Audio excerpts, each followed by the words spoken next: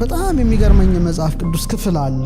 ለምሳሌ እግዚአብሔር 90ውን እኔ ልሸከምላችሁ ግድ የለም 10ዋን ተሸከሙ። እኛ ደግሞ ኖ ግድ የለም እኛ 90ውን እንሸከም 10ዋን ነው ላንተ የምናሸክመው። ኦኬ ኮንቲኒው። አትጨነቁ ስለምትበሉ ስለምትጠጡት አትጨነቁ። ጀስት የሰማይ ወፎችን ተመልከቱ። ከምግብ ጋር ተያይዞ ከልብስ ጋር ተያይዞ ምድረ በዳ አበቦችን ተመልከቱ። ይሄ ጥረግረ ብላ የሚለውን በጣም አድካሚ ሆነን ወደ ቀኝ እንዳናዘነብል ሆነን 90%ን ተሸክመን መንገዳገድ ግዴታችን ሆነ ማለት ነው። እንደ አሳማ ጭቃ ውስጥ ከመርመጥመጥ የንስር ክንፍን ገንዘብ አድርጎ መብረር እየተቻለ እግዚአብሔር ላበርክትላችሁ አስራቴን ስጡኝ ይላል። እግዚአብሔር ቸግሮት አይደለም፣ እኔ በራሴ ህይወት ያየሁት ነው። ዊትነስ ነኝ። ይሄ ማለት ብሌሲንግ ይባላል። ተጨነቁ አትጨነቁ ያለን መስመር አለ። አትጨነቁ ካለ አልጨነቅም፣ ተጨነቁ ላለው እጨነቃለሁ። ጥበብ ታሳልቃለች እንጂ አታልቅም። ከመጥበብ መጠበብ ከጠብ ጥበብ ይበልጣል።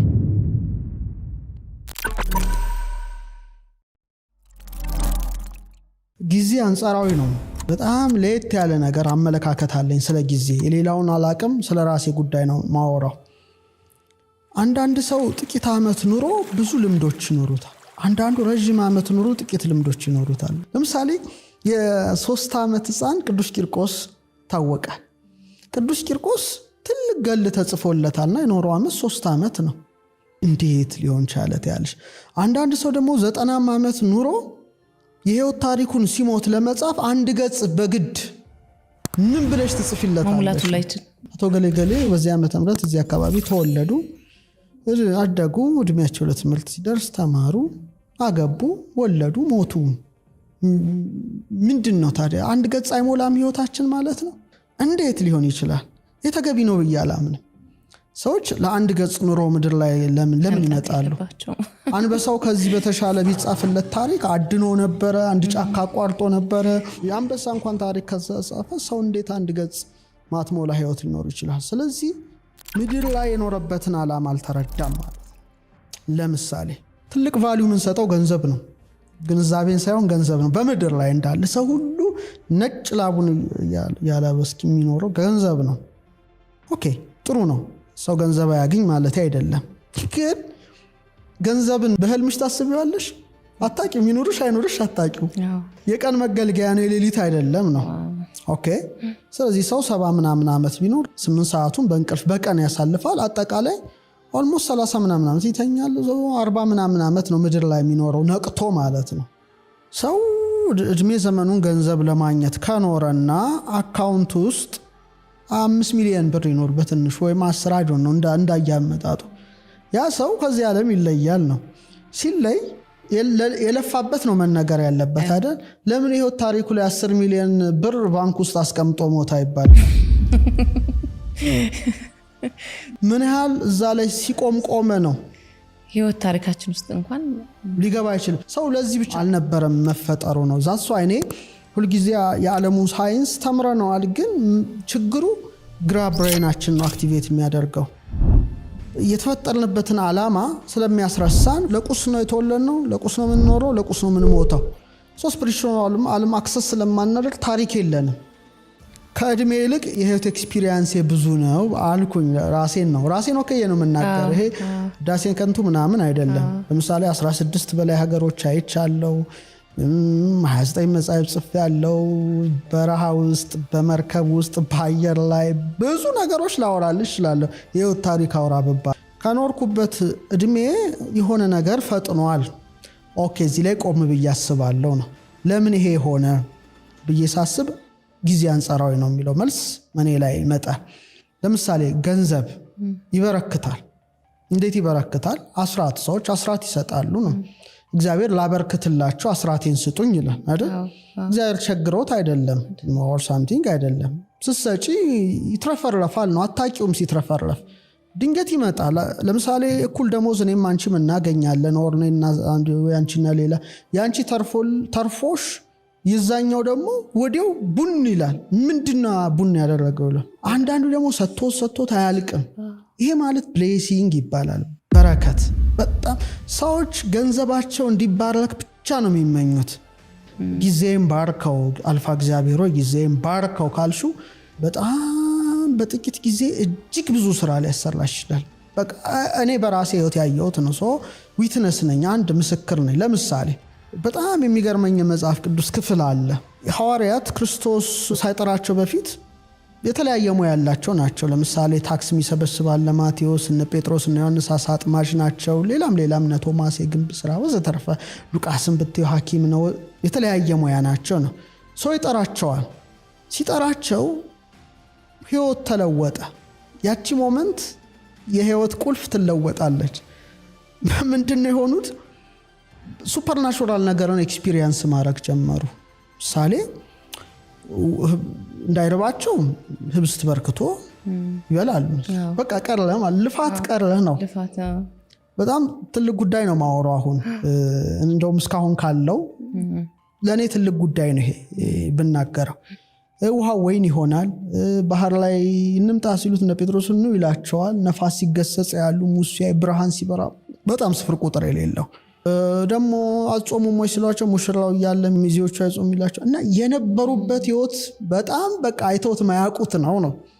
ከስቅለቱና ከትንሳኤው በኋላ ጥቂት ሲለያቸው አሳ ለማጥመድ ሌሊቱን ሁሉ ይታገላሉ ነው።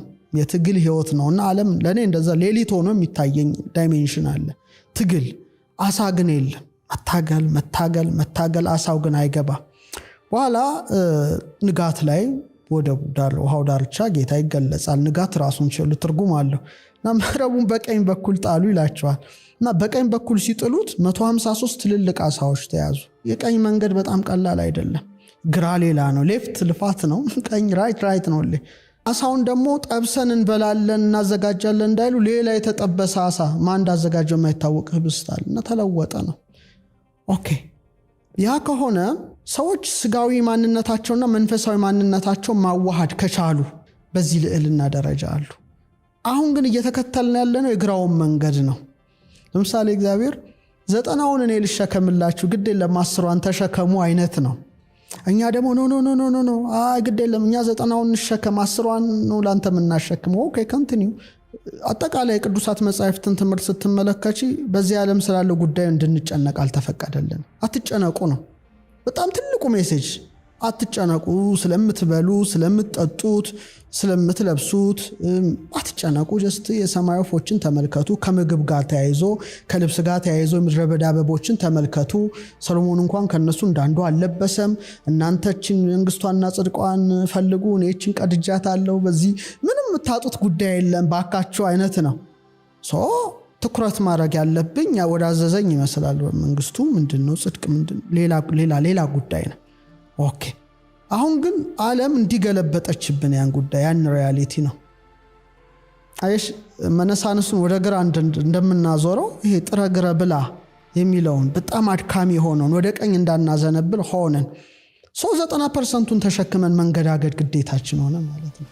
ብሌሲንግ የለም ላይፋችን ላይ በረከት የለም። በቃ ምንም የለም። ትደክሚያለሽ፣ ትለፊያለሽ፣ ነጭ ላብ አልብጥ እስከ ሞት ድረስ ትጓዣለሽ። ይሄን ኤክስፒሪየንስ ማድረግ አቺ። ምክንያቱም እሱ ያለን ሌላ ነው። ተጨነቁ አትጨነቁ ያለን መስመር አለ። አትጨነቁ ካለ አልጨነቅም፣ ተጨነቁ ላለው እጨነቃለሁ ነው። ስለዚህ ይሄን እሰጥሃለሁ የሚጨመርልሃል። ይሄ ምድራዊ ላይ ያለውን ጉዳይ ዓለም ማየት የሚፈልገውን የሚጓጓውን ሁሉ እሰጥሃለሁ፣ አትጨነቅ ልጄ፣ የኛውን ተጨነቅ ካለኝ አምላኬ አልፋ እግዚአብሔር ነው ይሄን ያለው። አደምጠዋለሁ። ካደመጥኩት የኔ ሪያሊቲ ሌላ ነው። አንድ ዓለም ላይ እንኖራለን። እኔ የምኖርበትና አንድ ሰው የሚኖርበት ሪያሊቲ ይለያያል ነው። ልክ እንደ ቀኙና ግራው መንገድ ነው። ግራው ትግል ነው፣ ይታገላል እያለ፣ አንዳንዱ ደግሞ አይታገልም። ለምሳሌ ሁሉም ጥለው የሄዱት ተመልከቻቸው። በረሃ ውስጥ አይራቡም እኮ ምግብ አይደል የሚፈልጉ። ምግብ ከፈለጉ አንዱ መልአክ ተልኮ ልክ እንደ ኤልያስ ህብስት ይመግባቸዋል። ያ ደግሞ በማዕዛን ብቻ ይረካሉ። በቃ ዛሱ አይ ምግብ ከቆመ እነሱ ማየት የሚፈልጉት ሌላ ሪያሊቲ ነው። ብርሃን ሲወርድ፣ መላእክት ሲወጡ ሲወርዱ፣ ሌላ ምድር ላይ ሆኖ ጀስት ሄቨንን እንደማጣጣም እንደ ያዕቆብ ተኝቶ ድንጋይ ተንተርሶ የወርቅ መሰላል እንደተመለከተው ምድር ላይ ሆነው ረቂቁን ዓለም ያያሉ ነው። ይሄ ደግሞ ጥሮ ግሮ ላቡን ጠፍ አድርጎ ይኖራል። እና ምንድነው ወደ መጽሐፉ ስንሄድ ብዙ ጊዜ የሚባለው ኮንሰፕት ከአንዱ ይለያያል። በቃ ይሄን ያየሁት ነው፣ በራሴ ነው። ሌላው አይመለከተኝም በዚህ ላይ አንድ የራሴ የሻራ ያለኝ ሰው በመሆኔ ማለት ነው። ስለዚህ ሰዎች ጊዜያቸው እንዲባረክ እግዚአብሔርን ቢጠይቁት ጥበብ ታሳልቃለች እንጂ አታልቅም። በጣም ሰፊ ዓለም ነው። በጣም የሚያስደስት ዓለም ነው። ከመጥበብ መጠበብ ከጠብ ጥበብ ይበልጣል። ይህን ብቻ ቢይዙ በቂ ነው እና ከፍ ብለው እንዲመለከቱ ዝቅ ካልሽ ዝቅታ ብዙ ጊዜ ላለው እንደ አሳማ ጭቃ ውስጥ ከመርመጥመጥ በልዕልና መጓዝ የንስር ክንፍን ገንዘብ አድርጎ መብረር እየተቻለ ለምንድን ነው? እና ሰዎች ሌላ የሚናገሩትን ነገር በጣም ቢጠነቀቁ ከባድ ነው። አንደኛ በእኛ ትምህርት ከነፍስ የሚወለዱ ነገሮች አሉ። ልብ መውለጃ ናት። ቃልን ትወልዳለች፣ ትንፋስን ታወጣለች። ስለዚህ ልብ ሀሳብ ነው። ሰዎች የሚያስቡት ራሱ ኃይል አለው እንኳን የሚናገሩት። ስለዚህ የምናስበውን በጣም ብንጠነቀቅ ራሱን የቻለ ኃይል ስለሆነ ማለት ነው። ኃይለ ንባብ የሚባል አለ። ቃል ነው። ቃል በጣም ኃይል አለው እና የምንወረውራቸው ቃላቶች እጅግ ከፍተኛ ኃይል አላቸው። አንድ ነገር ወደ አንድ ቅርጽ የመለወጥ አቅም አላቸው። ለምሳሌ ይሄ ውሃ ቀተሽልኛል አይደለ? እስካሁን ያወራነው ነገር በጎ ነገር ስለሆነ ይህን ውሃ ደስ ብሎኝ ነው የምጠጣው። ምክንያቱም የተናገርኩት ቃል ኤነርጂ ውሃው ላይ ያርፋል ነው። ጀስት ሜሞሪውን ይይዘዋል ነው። ለምሳሌ እናት አባቶቻችን ጠበልን ውጭ ያስቀምጣሉ። ጀስት ለምን? የምንናገረው ነገር ውሃውን ያረክሰዋል ነው፣ ይበክለዋል እና አንቺ ያድነኛል ብለሽ የምትጠጪው መልሶ ይገልሻል ነው። ስለዚህ የምናወጣው ቃል ራሳችን መልሶ ይገለናል ነው። ምሳሌ ጃፓናዊ ሳይንቲስት እንዳደረገው ማለት ነው። ውሃ ላይ ጥሩ ቃል መጥፎ ቃል ጽፎ ድጋም አደረገ ነው። ሪሳይት ያደርጋል።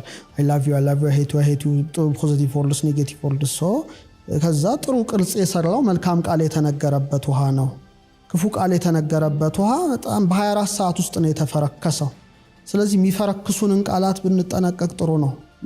በጣም አንደበታችን ቁጥብ የተረጋጋ ከምስጋና በቀር ሌላ ባያወጣ እመርጣለሁ። ምክንያቱም መልሶ እኛኑ ነው የሚጎዳን ማስጠየቁ ሌላ። ሶስተኛ ኢቭን ከልብ እስትንፋስ ይወጣል ይባላል። ስርጸት በሃ ፊደል እንወክላታለን። ለአብርሃም የተሰጠው ሃ ነው። ለሳራ የተሰጣት ሃ ነው። ለእኛ ሶራ ሳራ እንላለን እንጂ በሂብሪው ሳራይ እና ሳራህ ነው። ሃ ነው የተሰጣት። ሃ እስትንፋስ ነው እና ምን ተነፍሰው ራሱ ኃይል አለው ነው።